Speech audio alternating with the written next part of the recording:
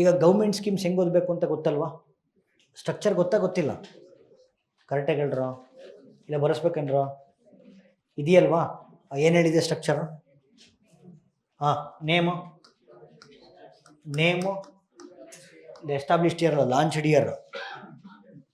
ಹಾಂ, launched year. ಹಾಂ, ಯಾರೇ ಅದು ಹೆಡ್ ಕ್ವಾರ್ಟರ್ಸು? ನೀವು ಹೇಳಿದ್ದು ಚಂದನ ಹತ್ರ ನಿಮ್ಮ ಹೆಸರು ನೋಡಿ, ನೆನ್ಪಿಟ್ಟಿದ್ದೀನಿ ನಾನು. ಈ ಸ್ಕೀಮ್ಸಿಗೆ ಹೆಡ್ ಕ್ವಾರ್ಟರ್ಸ್ ಎಲ್ಲಿ ಬರುತ್ತೆ? ಸಿದ್ದರಾಮಯ್ಯನ ಮನೆ, ಮೋದಿ ಮನೆ. ಹಾಂ, okay. Name, launched year, objective, targeted beneficiary, implementing ministry, financing. Correct ಅಂದರೆ ಎಸ್ ಆರ್ ನೋ? ಓಕೆ. ಈಗ ಈ 3 ಸ್ಕೀಮ್ಸ್ ಅರ್ಥ ಆಗ್ಬೇಕಂದ್ರೆ ಲಿಸನ್ ಅಪ್ಪಾಜಿ. ಫಸ್ಟು ನೋಡಿ, ನಾನು ಸೋಷಲ್ ಸೆಕ್ಯೂರಿಟೀಸ್ ಅಂತ ಪದ ಬರೀತೀನಿ. ಸೋಷಲ್ ಸೆಕ್ಯೂರಿಟೀಸ್ ಅಂದರೆ ಸಾಮಾಜಿಕ ಭದ್ರತೆಗಳು.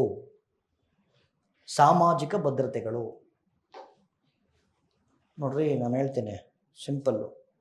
ಹೊರಗಡೆ ಇರೋರಿಗೂ ನಿಮಗೂ ವ್ಯತ್ಯಾಸ ಇಷ್ಟೆ. ನೀವು ಅಪ್ಡೇಟೆಡ್ಡು ಅವ್ರು ಔಟ್ಡೇಟೆಡ್. ಸಿಂಪಲ್. ಇವೆರಡರಲ್ಲೇ ಭಾಳ ವ್ಯತ್ಯಾಸ ಇದಾವೆ. ಕರೆಂಟ್ ಅಫೇರ್ ಕ್ಲಾಸಿಗೆ ಬರೋರ್ಗೂ ಹೊರಗಡೆ ಇರೋರ್ಗೂ ವ್ಯತ್ಯಾಸ ಇಷ್ಟೆ. ನೀವು ಅಪ್ಡೇಟೆಡ್ಡು ಅವ್ರು ಔಟ್ಡೇಟೆಡ್. ಅವ್ರಿನ್ನೂ ಬರೀ ಪುಸ್ತಕ ಓದ್ಕೊಂಡೇ ಕೂತ್ಕೊಂಡಿದ್ದಾರೆ. ಡೆವಲಪ್ಮೆಂಟ್ಸ್ ಬಗ್ಗೆ ಮಾಹಿತಿ ಇಲ್ಲ ಅವ್ರ ಹತ್ರ. ನಿಮ್ಮ ಹತ್ರ ಐತಿ. ಬಟ್ ಬೆಳಗ್ಗೆಯಿಂದ ಮಧ್ಯಾಹ್ನ ಕ್ಲಾಸ್ ಕೂತ್ಕೊಂಡು ಊಟ ಮಾಡಿ ಮತ್ತೆ ಬರೋದು ಮತ್ತೂ ಕಷ್ಟ ಆ್ಯಕ್ಚುಲಿ.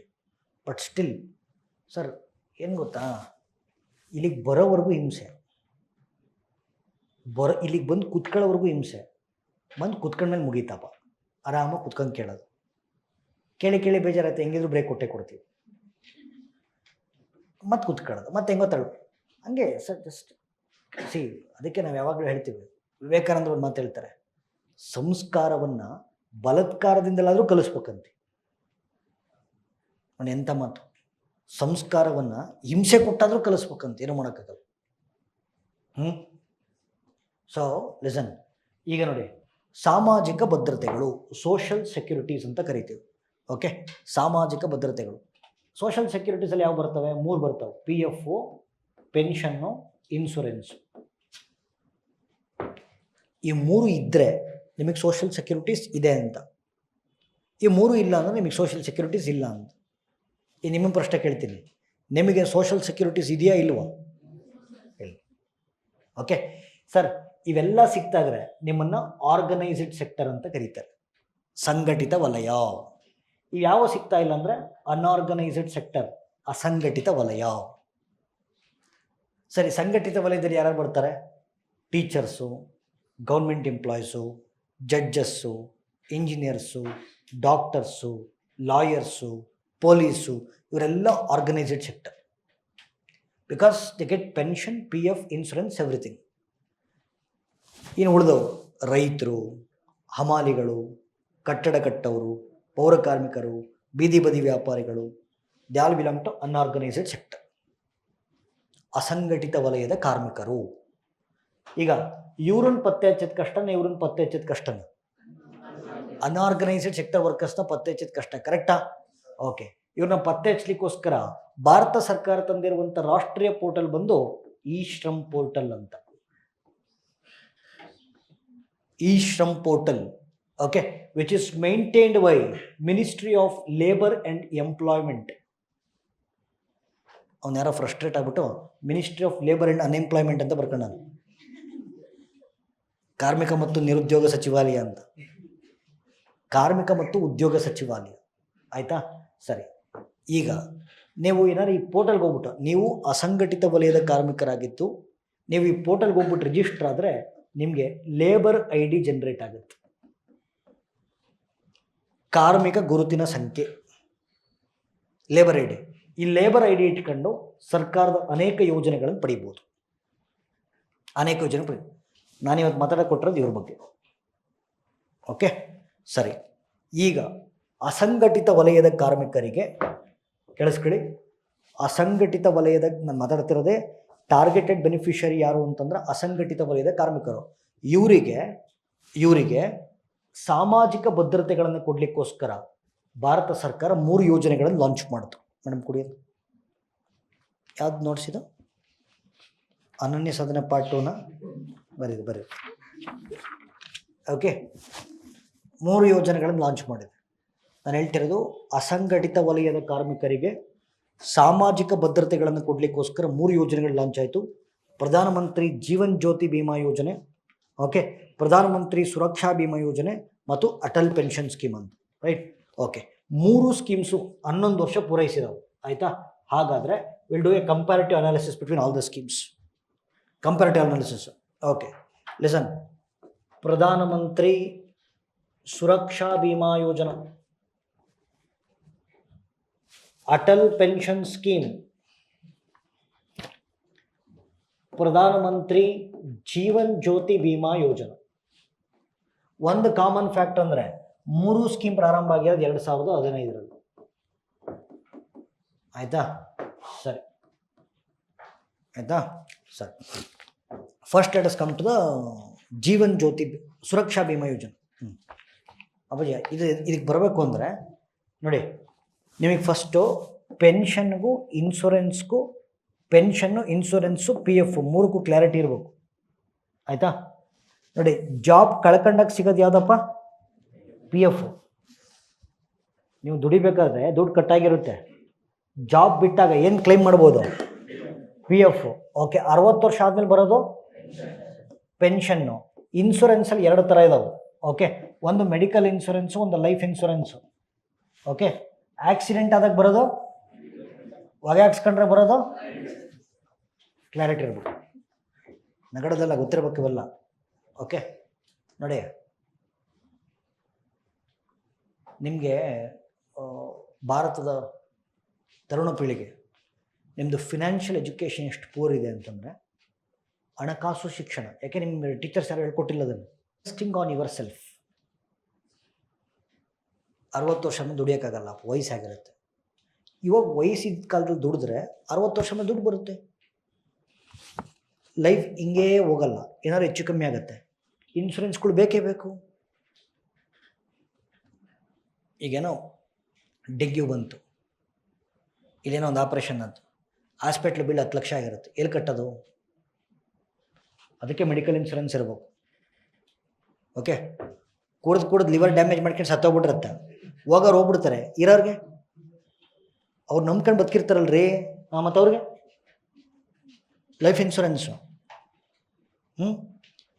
ಜಾಬ್ ಪ್ರೈವೇಟ್ ಸೆಕ್ಟ್ರಲ್ಲಿದ್ದೀರಾ, ಗೌರ್ಮೆಂಟ್ ಸೆಕ್ಟ್ರಲ್ಲಿದ್ದರೆ ಓಕೆ, ಪ್ರೈವೇಟ್ ಸೆಕ್ಟ್ರಲ್ಲಿರೋರಿಗೆ ಜಾಬ್ ಯಾವಾಗ ಹೋಗೋದು ಗೊತ್ತಿಲ್ಲ. ಫಸ್ಟು ನೀವು ನಾಳೆ ದಿನ ದುಡಿಮೆ ಮಾಡಿದಾಗ ಫಸ್ಟು ದುಡ್ಡು ಹಾಕಬೇಕಾಗಿರೋದು ಈ 3ಕ್ಕೆ, ಆಯಿತಾ? ಈಗ 100 ರೂಪಾಯಿ ದುಡಿತಿದ್ದೀರಾ, ನಿಮ್ಮ ಸ್ಯಾಲ್ರಿ 100 ರೂಪಾಯಿ ಇದೆ ಅಂತಂದರೆ ಮತ್ತೆ ಹಿಂಗೆ ಕೇಳಬಾರ್ದು, ಸರ್ 100 ರೂಪಾಯಿ ಅವನು ದುಡಿತಾನೆ ಸರ್. ಎಕ್ಸಾಂಪಲ್ 33 ರೂಪಾಯಿ ಇದಕ್ಕೆ ಹಾಕ್ಬೇಕು, ಆಯಿತಾ? ಇನ್ನು 33 ರೂಪಾಯಿ ಸೇವಿಂಗ್ಸ್ ಮಾಡಬೇಕು. ಅದು ಗೋಲ್ಡ್ ಆದರೂ ಆಗಿರ್ಬೋದು, ಲ್ಯಾಂಡ್ ಆದರೂ ಆಗಿರ್ಬೋದು, ಸ್ಟಾಕ್ಸ್ ಆದರೂ ಆಗಿರ್ಬೋದು. ಗೋಲ್ಡ್ ಆದರೂ ಆಗಿರ್ಬೋದು, ಲ್ಯಾಂಡ್ ಆದರೂ ಆಗಿರ್ಬೋದು, ಸ್ಟಾಕ್ಸ್ ಆದರೂ ಆಗಿರ್ಬೋದು. ಸೇವಿಂಗ್ಸ್ ಮಾಡಿ ಇನ್ನು 33 ರೂಪಾಯಿ ಖರ್ಚು ಮಾಡಬೇಕು. ಇದು ಫಿನಾನ್ಷಿಯಲ್ ಎಜುಕೇಷನ್. ನಾವೇನು ಮಾಡ್ತೀವಿ? ಸಂಬಳ ಬಂದು ಉಡಾಯಿಸ್ಬಿಡೋದು. ಒಂದು 3 ಲಕ್ಷ ರೂಪಾಯಿ ಬೈಕ್ ತಗೊಂಡು EMI ಆಗಿ, ಒಂದು 3 ಲಕ್ಷ ರೂಪಾಯಿ ಬೈಕ್ ತಗೊಂಡು ಕ್ರೆಡಿಟ್ ಕಾರ್ಡ್ನ ಉಜ್ಜಿಬಿಟ್ಟು, ಅಲ್ವನ್ರಿ? ಇನ್ನಿತರ ಒಂದು 2 ಲಕ್ಷ ರೂಪಾಯಿ mobile ತಗೊಂಬಿಟ್ಟು full shocking ಮಾಡ್ಬಿಡೋದು.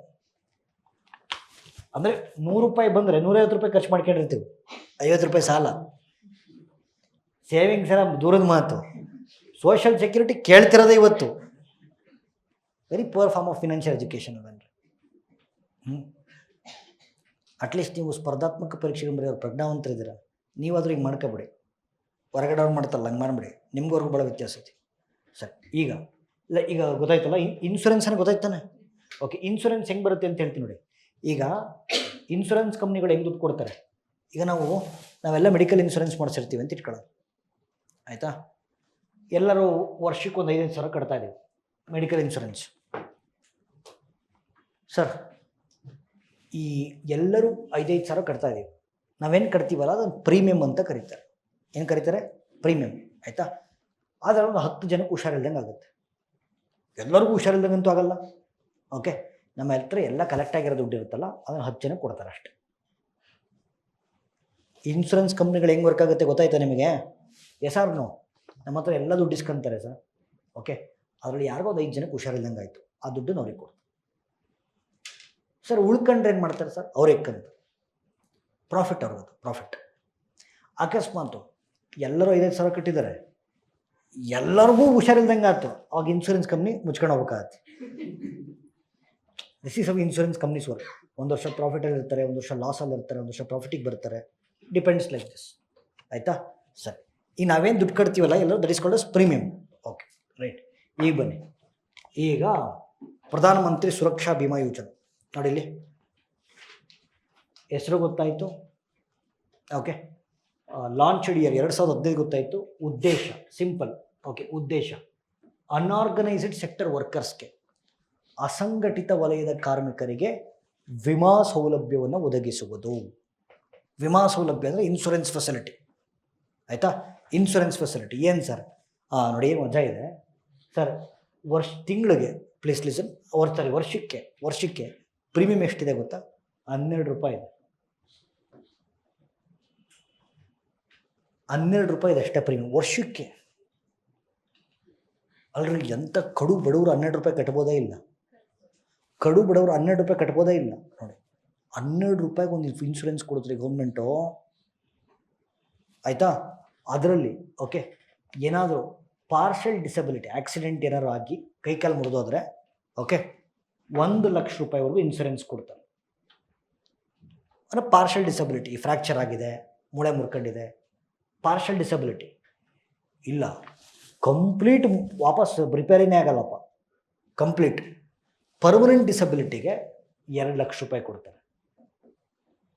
Partial ಡಿಸಬಿಲಿಟಿಗೆ 1 lakh, permanent ಡಿಸಬಿಲಿಟಿಗೆ 2 lakh, ಅಥವಾ ಡೆತ್ತಿಗೂ ಕೂಡ 2 ಲಕ್ಷ ಕೊಡ್ತಾರೆ. ನೋಡಿ, ಅಸಂಘಟಿತ ವಲಯದ ಕಾರ್ಮಿಕರಿಗೆ ಬರೀ 12 ರೂಪಾಯಿ ಪ್ರೀಮಿಯಂ, 12 ರೂಪಾಯಿ ಪ್ರೀಮಿಯಂ. ಓಕೆ, ಉದ್ದೇಶ ಎಕ್ಸ್ಪ್ಲೇನ್ ಮಾಡಿದ್ದೀನಿ. ಟಾರ್ಗೆಟೆಡ್ ಬೆನಿಫಿಷರಿ ಅಸಂಘಟಿತ ವಲಯದ ಕಾರ್ಮಿಕರು. Implementing ministry of finance, central sectoral scheme.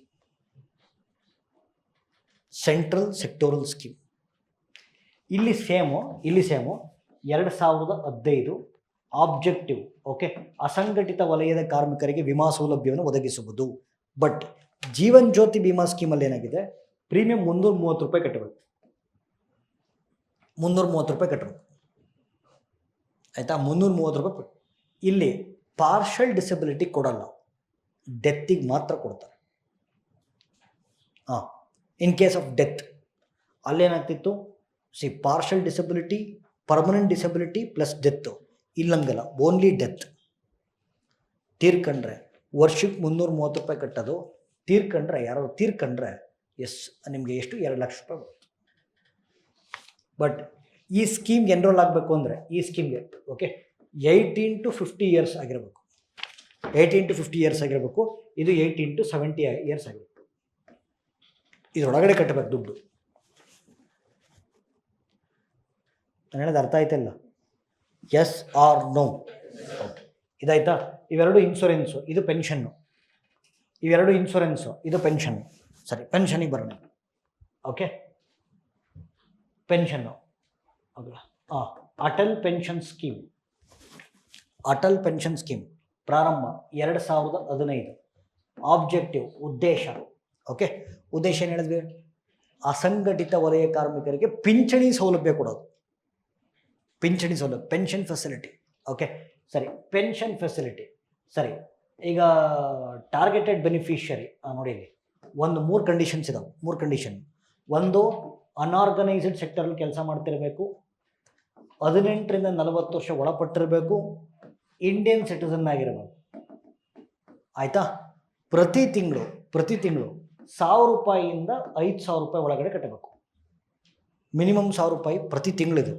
Okay, ಪ್ರತಿ ತಿಂಗಳು, ವರ್ಷಕ್ಕಲ್ಲ, ಪ್ರತಿ ತಿಂಗಳು. ಒಂದು ಸೆಕೆಂಡ್ ನೋಡ್ತೀನಿ. ಓಕೆ, 1,000 ರೂಪಾಯಿಂದ 5,000 ರೂಪಾಯಿ ಕಟ್ಟ ತಿಂಗಳು. ತಿಂಗಳಿಗೆ. ಸರ್ ನೋಡಿ, ಪ್ರತಿ ತಿಂಗಳು 1,000 ರೂಪಾಯಿಂದ 5,000 ರೂಪಾಯಿ ಕಟ್ಟಬೇಕು. Minimum 1,000, maximum 5,000. ಎಷ್ಟು ಕಟ್ತಿರೋ ಅನ್ನೋ ಆಧಾರದ ಮೇಲೆ ಅಮೌಂಟ್ ಕ್ಯಾಲ್ಕುಲೇಟ್ ಮಾಡ್ಕೊಂಡು 60 ವರ್ಷದ ಪೆನ್ಷನ್ ಬರುತ್ತೆ. ಆಯಿತಾ? ಸರಿ, ತೀರ್ಕೊಂಡ್ವಿ, ಹೆಂಡ್ತಿಗೆ ಬರುತ್ತೆ. ಸ್ಪೌಸಿಗೆ ಬರುತ್ತೆ. ಅವ್ರ ಸಾಯರ್ಗೂ ಪೆನ್ಷನ್ ಬರುತ್ತೆ. ಆಯಿತು, ಗಂಡ ಹೆಂಡತಿ ಇಬ್ಬರು ತೀರ್ಕೊಂಡ್ರು, ಬಟ್ ಇನ್ನೂ ದುಡ್ಡು ಮಿಕ್ಕಿದೆ. ಆವಾಗ ಅವ್ರು ಯಾರ ಹೆಸರು ನಾಮಿನಿ ಇರ್ತಾರಲ್ಲ ಅವ್ರಿಗೆ ಪೆನ್ಷನ್ ಕೊಡಲ್ಲ, ಲಂಸಮ್ ಅಮೌಂಟ್ ಕೊಡ್ತಾರೆ.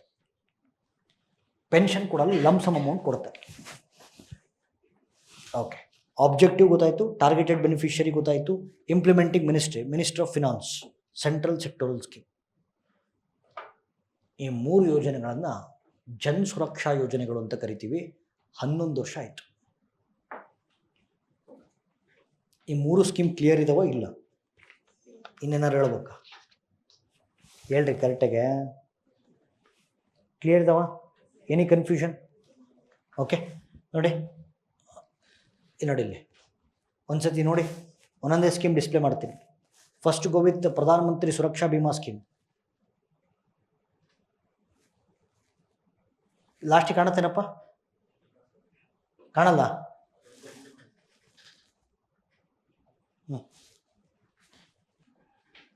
ಬೋಲ್ಡ್ ಆಗಿರೋದು ನೋಡಿ.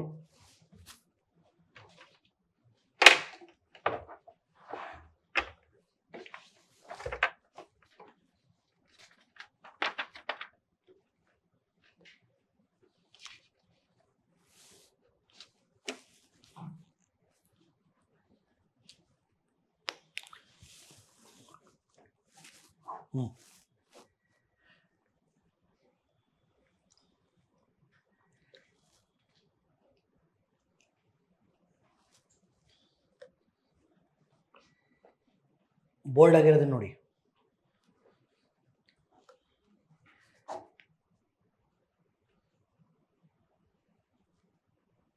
ಮುಗಿತಾ? Okay, we can go to Atal pension scheme.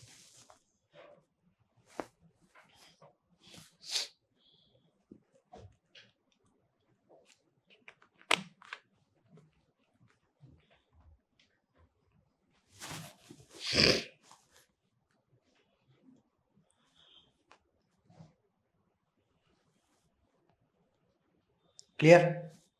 S or no?